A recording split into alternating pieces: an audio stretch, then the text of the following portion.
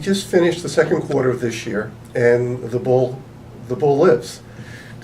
Investors have been very fortunate, those in the equity markets, even though they've been returning to the stock market reluctantly because of the episodes of 2008 and early 2009.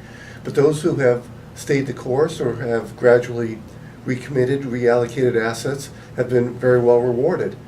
Through the end of the second quarter, the S&P, the broad-based S&P, is up almost 14%, over 13%. But we saw something interesting for the first time in several quarters this past quarter. What was that? Well, our Fed chairman, Ben Bernanke, hinted at there would be some tapering in their bond purchases.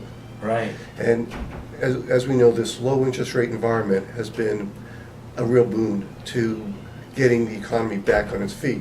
We're not necessarily there, but we know that it's spurred a lot of activity in construction and housing. People have refinanced mortgages. Corporate America has refinanced their balance sheets. They've got more percentage of money in cash than any time in the last 15 years at other peak times of the market.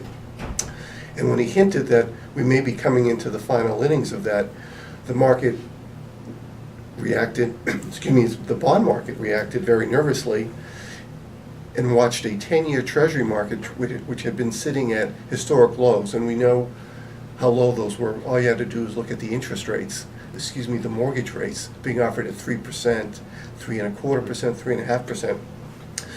But he didn't really suggest when they would start the tempering and to what degree, but the market was so concerned about it. The 10-year Treasury, this key rate, went from about 1.66% to over 2.7%.